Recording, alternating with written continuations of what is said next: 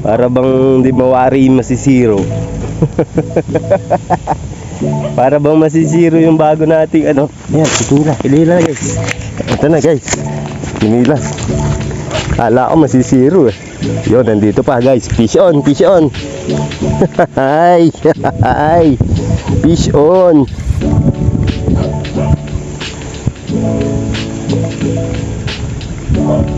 Ano, natanggal pa ata.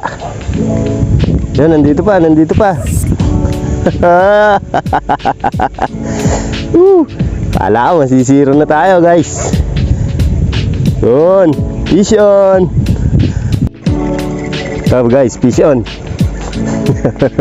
Ay. Takila natanggal ata. Yun, nandito pa. Sana. Yun, ito na guys, fish on. Kala ko masisiro eh. Ito guys, binatak na naman tong isa. Yun. Sana nandito pa. Kaso parang wala akong nararamdaman. Parang natanggal eh. Sana nandito pa. Yun, nandito pa nga. Pangatlo. Sana. Yun. Yun. Ay, ganda. Ang ganda guys.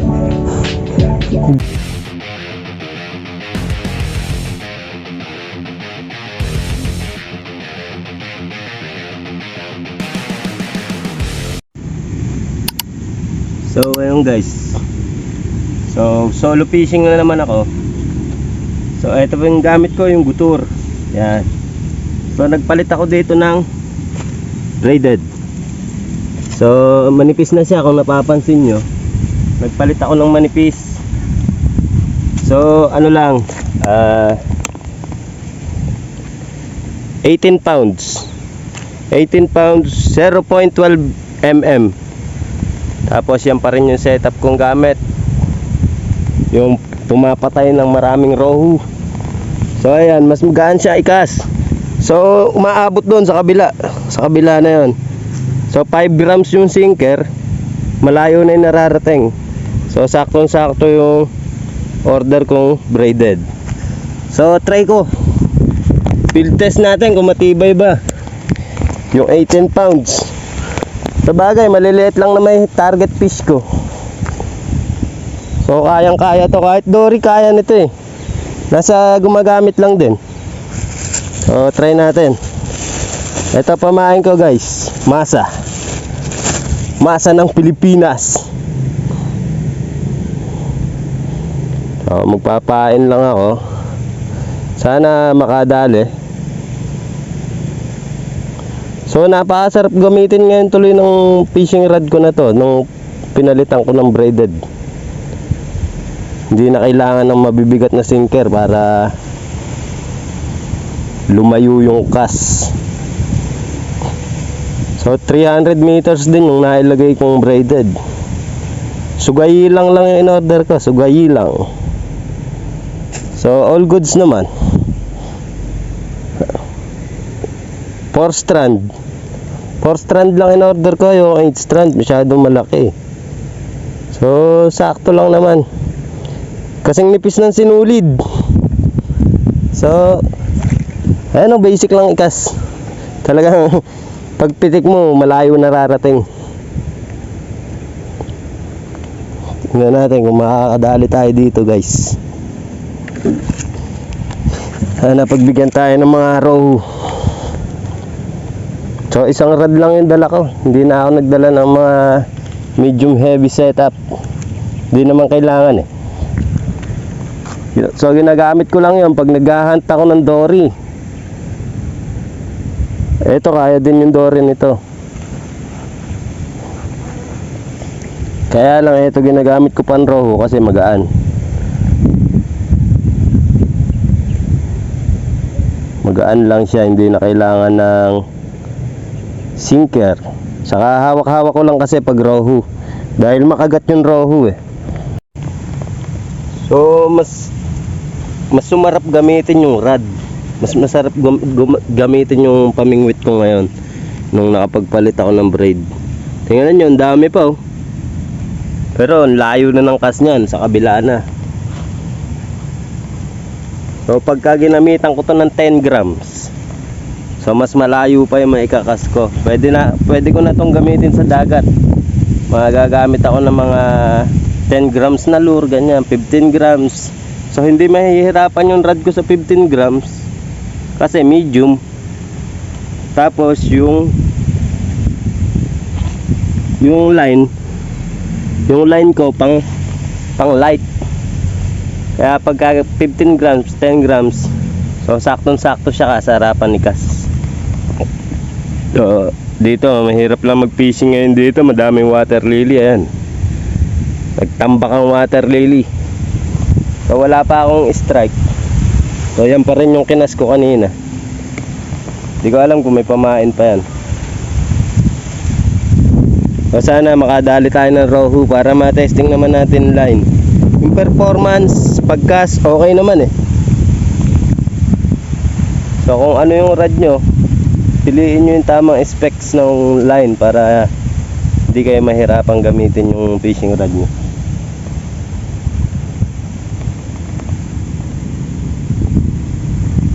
Wala pang umi-strike. Puro ganyan kasi oh. Ayan oh, puro water lily. Ayan, nakahinto isang water lily. Nakasabit na sa linya. Ano naman, pagbigyan ako dito kahit ilang perasong rohu. Tagal-tagal din ako hindi nakapag-fishing, mga isang linggo.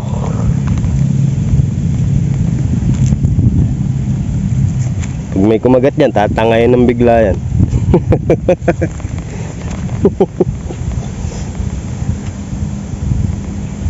Asa mukhang walang kakagat ah. Mukhang sumusobra yung pagkas ko eh. Mukhang natutuwa ako sa pagkas ng rod eh. Makakahuli kasi ko dyan lang, malapit lang. Guys, vision. Napakabigat ah.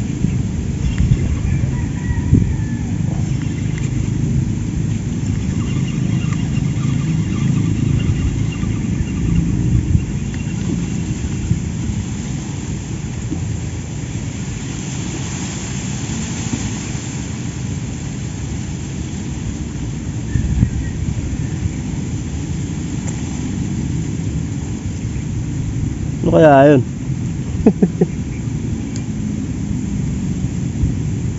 Tanggal eh.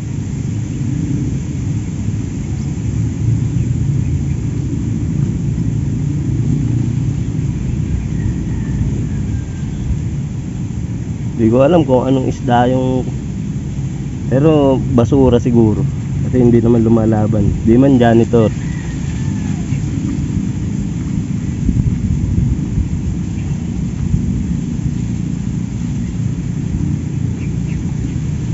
Sobrang bigat. Alam niyo yung para kayong humihila ng ano, malaking isda.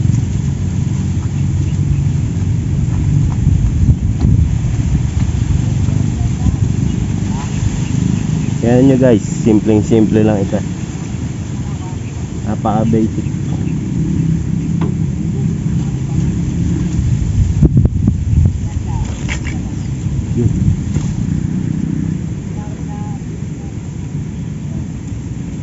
Bumuhol.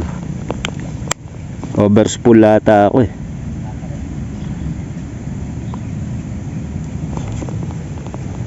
Nag-ano, wind knot.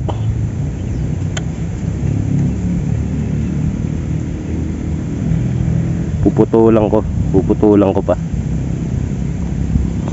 Masyadong pang overspool siguro. Siguro dapat mga ganito lang. Nagwi-wind knot eh pagkakas eh. Walang paramdam yung isda. Parang nakakaramdam ako ng hindi maganda. Para bang hindi mawari masisiro. Para bang masisiro yung bago nating ano. Ayan, kilila guys. Ito na guys, kinila. Kala ko masisiro eh. Yun, nandito pa guys. Fish on. Hi. Fish on.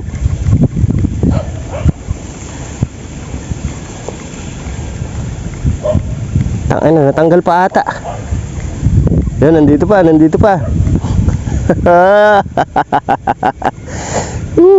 Kala ko masisiro na tayo, guys. Yun, fish on. Okay, good size. Very good size. Napaka-smooth talaga ng ng braid. Napakasarap gamitin, guys. Oops, baka mataga ako. Okay, first catch, rohu of the day. Kala ko masisiro ko eh. So, diyan ka muna. Kaas ko pa to. Kala ko talaga masisiro ko. Buti na lang may kumagat. Sobrang smooth gamitin ng braid. Parang gusto ko tuloy palitan yung braid ng ko eh, ng mga medium heavy setup ko eh. Kaso ang lalaki ng reel nun pagka pinalitan ko ng manipis yun. Siguro pwede na sa kanila yung 0.20 mm. Kasi ito 0.12 mm eh. Masyado na tong manipis para sa medium heavy. Yun o, napakalayo. Tapos konti lang nababawas kasi yung nipis lang niya, manipis lang yung braid, pero ang haba ng nailagay ko 300 meters. Okay na okay yung fishing rod ko ngayon makakagana gamitin. So ito isda ko. Yan, first fish of the day. Tatali ko muna para pagka nabuhay ay pagka hindi nadagdagan i-release ko.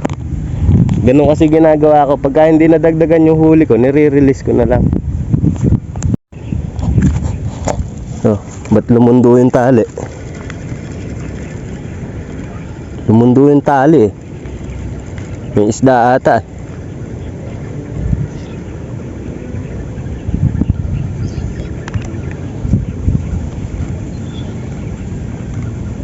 Parang wala naman.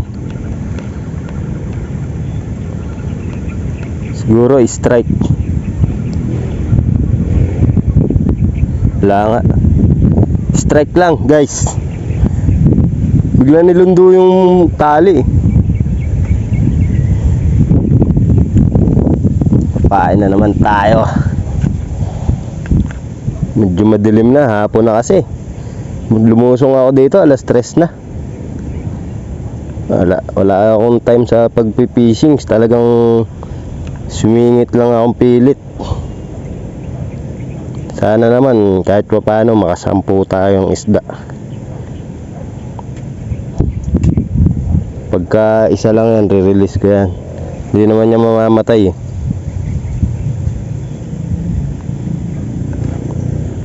Dito nga ako magkakas sa kabila. Dito ako swerte. Oops, daan-daan lang. Yan, ganda pwesto. Safe.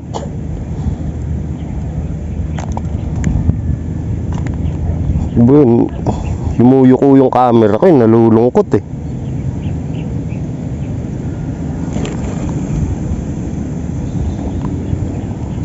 Sarap gamitin ng puta. Nakakaaning. Janitor fish po. Bago lang yan, sariwa pa eh. Kanina lang siguro yan.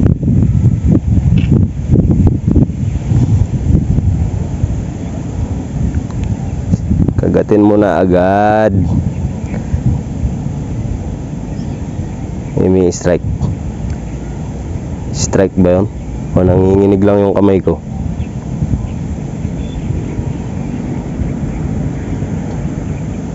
Matumal yung kagat eh. Siguro natsambahan ko lang isa na yun eh.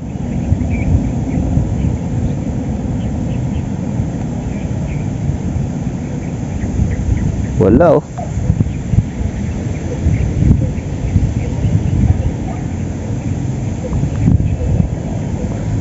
Pagka ganun kasi guys, pagkalapag ng pamain nyo, pagka makagat talaga, babanatan na agad.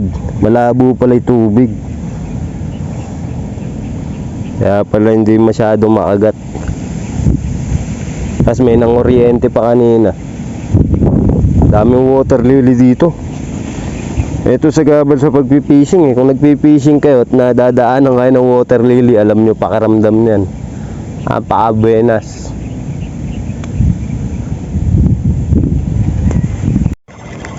Ito guys, fish on. Ay. Takina, natanggal ata. Yun, nandito pa. Sana. Yun, ito na guys, fish on. Kala ko masisiro Second catch. Gundo ng tama Tama sa utak ko. Kapraso lang tama. Diyan ka muna, relax ka muna dyan. Lalagay muna ang pagkain. Pamain.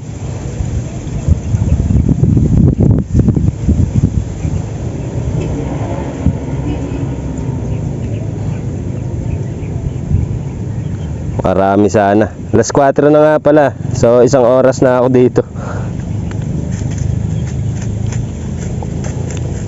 Likot Okay, ganyan lang pagpain ko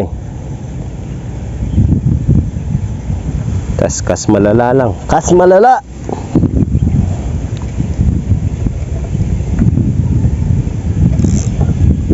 O dun lang ako nagkakas. Nahayaan ko lang agusin. Matibay naman yung pamain natin So kahit malakas yung agos, okay lang yan.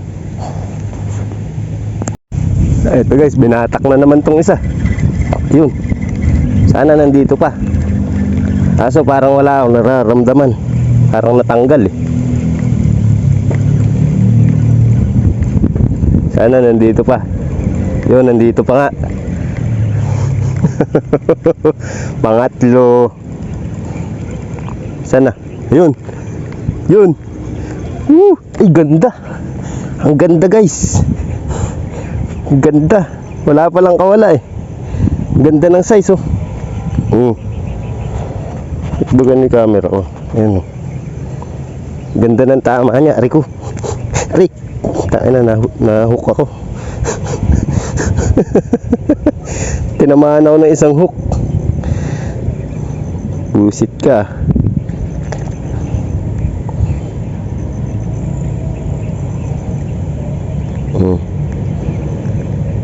Pangatlo, tinatali ko yung isa, biglang hinila Diyan ka muna, relax ka lang dyan. Papain pa ako. Alam ko na kung nasa pugad nila ngayon. Kaya pala walang kumakagat doon kanina. Nandun sila sa kabila lahat.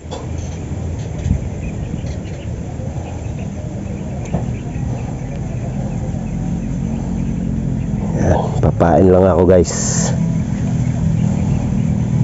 Pangatlong isda ako na yun.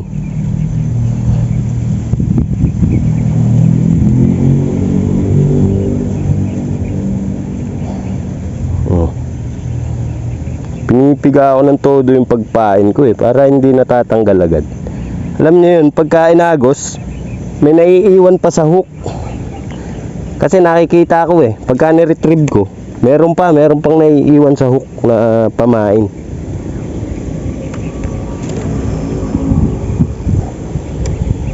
Ayan. Tayo lang natin din yung rod. Tatali ko muna to. Hanggang mabalik sa tubig So pangatlo na guys, pangatlong isda. Matamlay ang kagatan. Ngayon lang tumigil yung hangin. So yung isda ko 3 pa rin. Ayan yung rod. Ayan yung isda, 3 pa rin. So matumal Hindi kamukha ng mga nakaraang araw. Talagang pagbaba ng pamain mo bubugbugin agad ng isda. Ngayon ewan ko kung bakit. O siguro hapon na akong lumusong. Alas 5 na nga pala.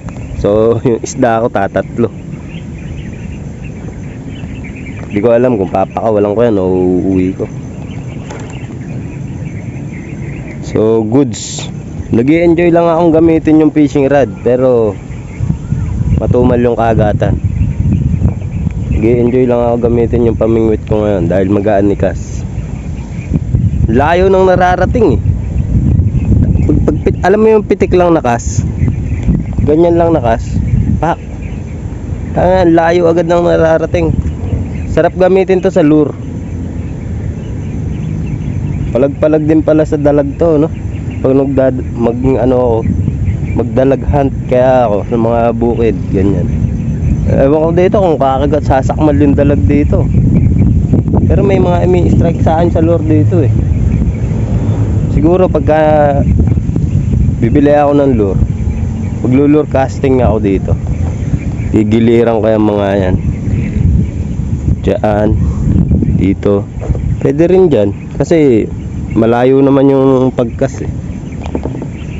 Kailangan lang mahanap ako ng mga 5 grams na lure, 5 grams or 10 grams. Ay kakas ko na ng malayo yun dito sa bagong braided na to. Ang ganda ng performance. Ayan. Hindi yan sponsor. Wala pa nag-i-sponsor sa akin kahit ano. Dati meron mga sinker. Ayan, binibigyan ako ng sinker. Tinetesting ko. Okay naman, wala namang ano sa sinker eh. Siyempre, timbang lang yung ano dun, ibabagay mo sa rod mo. Kumagat pa kayo guys. Kumagat pa kayo, nauumay na ako dito. Ang dami ko pang pamain, no? Hindi ko ma-perfect yung sakto lang na pamain. Pagka kasi makagat, malakas sa pamain. Pagka hindi naman makagat, sobra ka pang pamain. May pambato ka pa sa tubig mamaya pag uwi. Lakas ng hangin kanina, ngayon ang tumigil. Ewan ko kung rinig sa camera. Sana nga wala eh. Pangit kasi ganung video eh, yung umuugong. Puro water lily. Apakakapal ng water lily ngayon. Siguro lumalim. Lumalim siguro tubig, makapal yung water lily. Ayaw pong magsikagat kasi. Nakakamiss din yung sunod-sunod na kagat eh. Kailangan mauulit yun, yung nakaka-12 ako. Yun pa lang yung record kong isa. Nahuli ko 12 piraso. Yun pa lang yung pinakamarami kong huli sa isang fishing rod. Kahit marami akong fishing rod, yun pa rin ang pinakamarami kong huli, 12. Wala pang ano doon, wala pang mas marami doon. Yun pa lang. Ayun mga nakabwisit, yung mga ganyang kalalaking water lily. Pagka sumabit sa line mo, aagusin talaga. Magre-retrieve ka talaga kahit kakahagis mo lang. So yeah, humahangin na naman. Magalaw kasi tubig pagka mahangin, ayan, lakas ng hangin. Diba? So yung tubig, bulabog yung tubig. Lumalabo yung tubig pagka malakas yung hangin. So ayun guys, wala nang kumakagat. Lasing ko na mahigit. So nilagyan ko ng siguro ano to, mga 15 grams. Try ko lang kung magandang ikas sa mabigat na sinker. Kasi pagka nagpunta ako ng mga dagat, so sana malayo yung marating. So testing ko lang kung malayo mararating.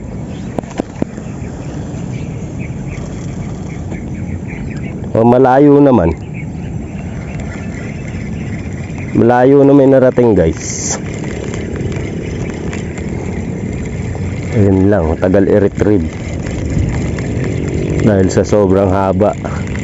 So all goods pala to, pang lure casting guys. Mga 15 grams siguro na jig. Okay dito. Mga 10 grams pala, mailalayo ko na to sa shore eh. O, isa pa, testing ko pa. Layo niya talaga. Okay ito. Okay itong nakuha ko na to. Tapos matibay din. Kasi kanina sumabit, tinihila ko, hindi naman naputol. Umunat lang yung taga.